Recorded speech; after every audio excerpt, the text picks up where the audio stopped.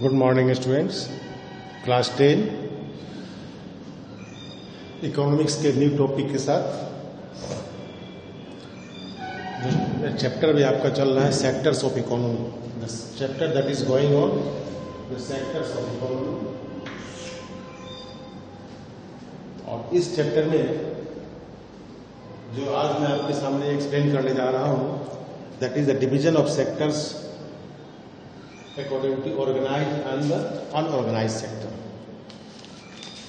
और इससे पहले लास्ट क्लास में मैंने आपको एक्सप्लेन किया था the importance of the tertiary sector. अब देखिए ऑर्गेनाइज्ड सेक्टर और unorganised sector, these are the two important sector division. Organised sector क्या होता है? The sector that follow the rules and regulation made by the government comes under the organised, वो सभी organised sector में आते हैं। जो ऑर्गेनाइज्ड सेक्टर होते हैं वह रेगुलर वर्क देते हैं पीपल को, वर्कर्स को। वर्कर के लिए कोई एश्योर्ड वर्क उनका होता है, उसमें वर्कर अपने आप को इनसिक्योर फील नहीं करता है। उसमें जो वर्कर काम करते हैं, जिस सेक्टर जो ऑर्गेनाइज्ड सेक्टर है, इस ऑर्गेनाइज्ड सेक्टर में वर्कर जो काम करते हैं उनका नाम गवर्नमेंट में रजिस्टर्ड होता है और फॉलो करते हैं रूल्स एंड रेगुलेशन। जो गवर्नमेंट रूल्स एंड रेगुलेशन बनाती है उसको फॉलो करते हैं।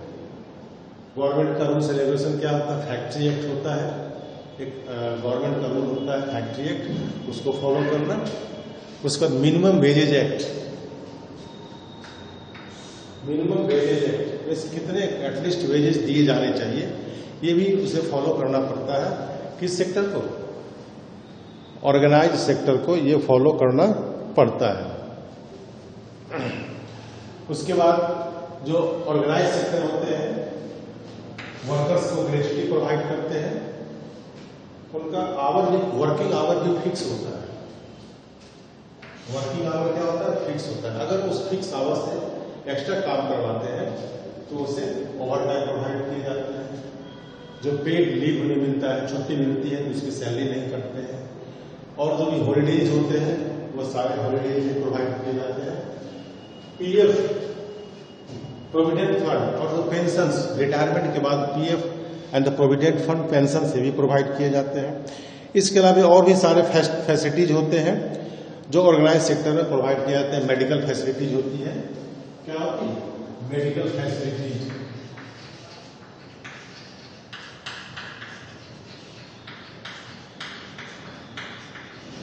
मेडिकल फैसिलिटीज भी प्रोवाइड किए जाते हैं वर्कर्स को।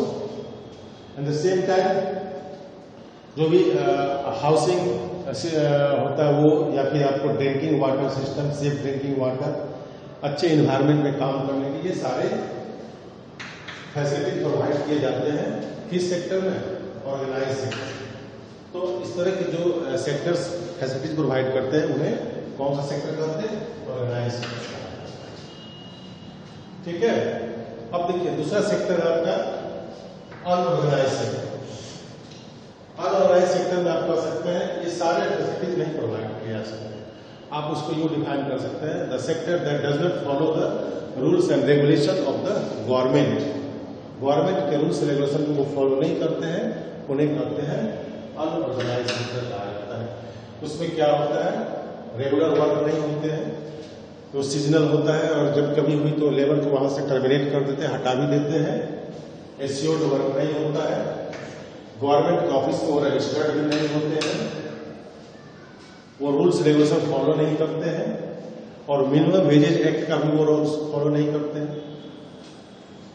ग्रेजुटी प्रोवाइड नहीं करते हैं, उनके फिक्स आवर नहीं होते हैं, कभी आवर उनके ज्यादा होते हैं, और उन्हें लीव भी नहीं मिलता है, ओवर टाइम भी नहीं मिलता, लीव भी प्रोवाइड नहीं किए जाते हैं। और मेडिकल फैसिलिटीज के अलावा और भी कई तरह की फैसिलिटीज जो ऑर्गेनाइज सेक्टर में प्रोवाइड किए जाते हैं वो आपको अनऑर्गेनाइज सेक्टर में नहीं प्रोवाइड होते हैं। तो ये कौन सा सेक्टर कहलाया? अनऑर्गेनाइज सेक्टर कहलाया। ये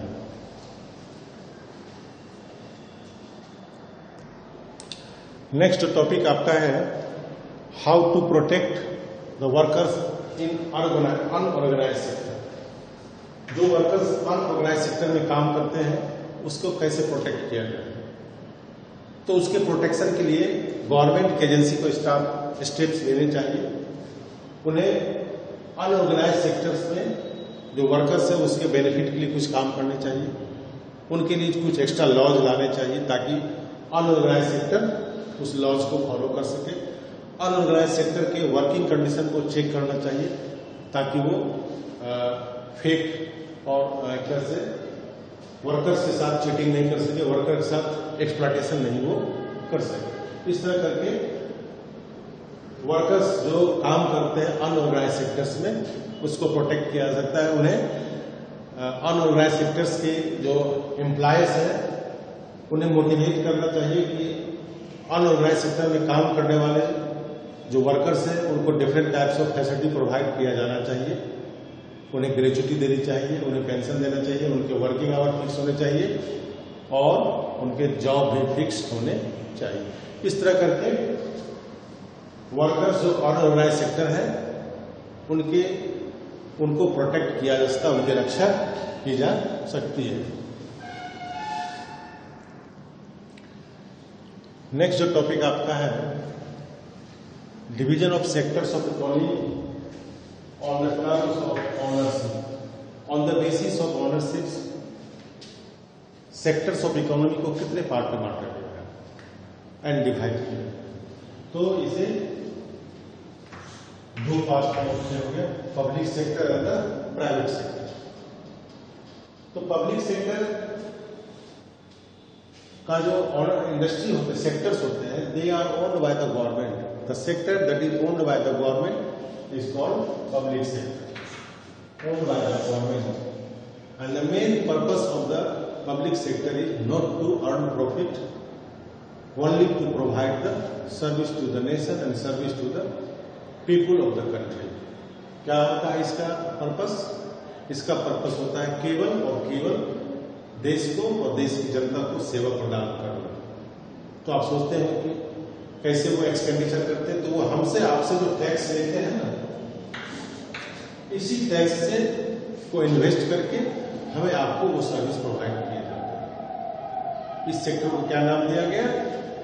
पब्लिक सेक्टर नाम दिया गया। एग्जाम्पल आप देख लीजिए, रेलवे, पोस्ट ऑफिस, BSNL, ये सभी आपके पब्लिक सेक्टर में आते हैं।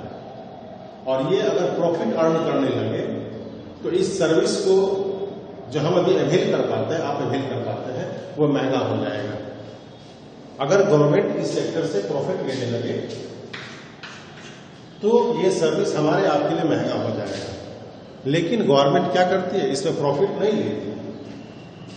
Government does not take profit from this services and from this public sector, इसलिए इसे पब्लिक सेक्टर के नाम से जाना जाता है। अब सेकंड दीजिए, देखिए आपका प्राइवेट सेक्टर है। प्राइवेट सेक्टर है owned by individual and the group of people. या तो किसी एक व्यक्ति का होता है या ग्रुप ऑफ पीपल इसके मालिक होते हैं, और its main purpose is to earn profit. इसका मेन पर्पस क्या होता है? प्रॉफिट गेन करना, not to provide the free of cost service और the service on the less cost. ये इनका नहीं होता है। प्राइवेट सेक्टर में आप देखेंगे जिस प्राइवेट सेक्टर में लॉस होगा या फिर लॉस्ट होगी, उससे प्रॉफिट नहीं होगी, तो वो शट डाउन कर देता है अपने इंस्टीट्यूशन को और सेक्टर को शट डाउन कर देता है। एग्जाम्पल देख लीजिए, इसको रिलायंस इंडिया लिमिटेड, इस तरह के बहुत सारे ऑर्गेनाइजेशन है, Birla group of companies, Reliance है, ये सभी है आपको क्या है? ये प्राइवेट सेक्टर में आते हैं और ये आपको सर्विस प्रोवाइड करते हैं, आपसे हमसे चार्जेस लेकर प्रोवाइड करते हैं। तो इस तरह करके ऑनरशिप के बेस पे दो तरह के सेक्टर्स हुए, कौन में? Public sector and the private sector.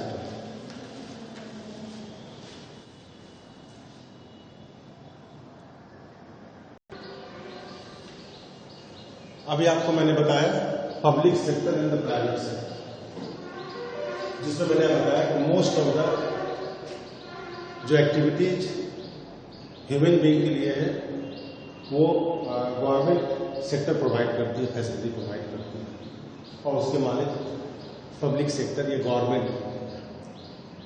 उसका रीजन क्या है?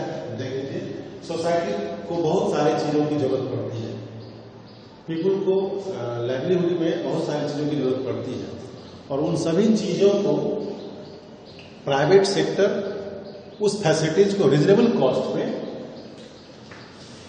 कॉमन पीपुल को पहुंचा पाना उनके लिए पॉसिबल नहीं है। Private sector can not provide this facility on the reasonable rate, but there is a need of this facility to the people of the country. उनको इसकी जरूरत भी है, लेकिन प्राइवेट सेक्टर उसको रिजनेबल कॉस्ट में प्रोवाइड नहीं कर सकती है। तो इस फैसिलिटीज को प्रोवाइड करने के लिए गवर्नमेंट इस सेक्टर को ओन करती है, और इस सेक्टर से रिजनेबल कॉस्ट में सर्विस प्रोवाइड करती है गवर्नमेंट, और ये सभी किए जाते हैं गवर्नमेंट के द्वारा। क्यों? कि ये जो फैसिलिटीज हैं और ये जो सेक्टर्स एक्टिविटीज करते हैं, इसमें लार्ज सम ऑफ मनी की जरूरत पड़ती है। एग्जाम्पल देख लीजिए, बड़े बड़े ब्रिज का बनाना, हाईवेज का बनाना, रोडवेज का बनाना, ये प्राइवेट सेक्टर की बस की बात नहीं है, बहुत बड़े पैमाने के इन्वेस्टमेंट होते हैं। इलेक्ट्रिसिटी का जनरेट करना, ये सब क्या होता है? इलेक्ट्रिसिटी जनरेट करना, फिर उसे डिस्ट्रीब्यूट करना और उससे चार्जेस कलेक्ट कर पाना। तो इस तरह की एक्टिविटीज जो जिसमें large some of money invest होते हैं, जो प्राइवेट सेक्टर के बस की बात नहीं है, इसलिए इस सेक्टर को की फैसिलिटी प्रोवाइड करती गवर्नमेंट, और इसके मालिक गवर्नमेंट ही होती है। एग्जाम्पल देखिए, हेल्थ के सेक्टर में, हेल्थ के सेक्टर प्राइवेट सेक्टर भी है, बट जो प्राइवेट सेक्टर है they are not providing the service at reasonable cost. उस सेक्टर में कॉमन पीपुल जो देश के वहां तक नहीं पहुंच पाते हैं, तो इसके लिए गवर्नमेंट क्या करती है? देश के अंदर हेल्थ सेक्टर में बड़े पैमाने पे हेल्थ मेडिकल कॉलेजेस, हॉस्पिटल्स का फाउंडेशन करती है, ताकि रिजनेबल कॉस्ट पे कॉमन पीपुल को उसकी सर्विस मिल सके। एजुकेशन ये भी है, हालांकि एजुकेशन में प्राइवेट सेक्टर का भी इंफ्लुएंस है, but it is the beyond of the common people. Common people के पहुंच से बहुत दूर है। अगर इसको प्राइवेट में कर दिया जाए इंडिया में, तो आप देख लीजिए हमारे देश के कुछ ही चुनिंदे पीपुल एजुकेशन गेन कर पाएंगे, नहीं जा पाएंगे। तो उसको मेंटेन करने के लिए, उसको सर्विस प्रोवाइड करने के लिए गवर्नमेंट इस सेक्टर को रखती है। Drinking, safe drinking water supply करना एंड द हाउसिंग फैसिलिटीज, ये छोटा सा एग्जाम्पल आपके सामने है, जिससे ये पता चलता है इस सभी सेक्टर में प्राइवेट सेक्टर इन्वेस्टमेंट नहीं कर सकती है। तो इसको इस सेक्टर सर्विस को कौन प्रोवाइड करती है? गवर्नमेंट इस सर्विस को प्रोवाइड करती है। इसी कारण से इसे पब्लिक सेक्टर के नाम से जाना जाता है। Okay,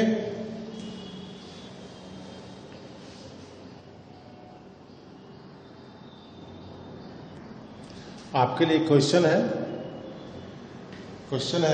explain how public sector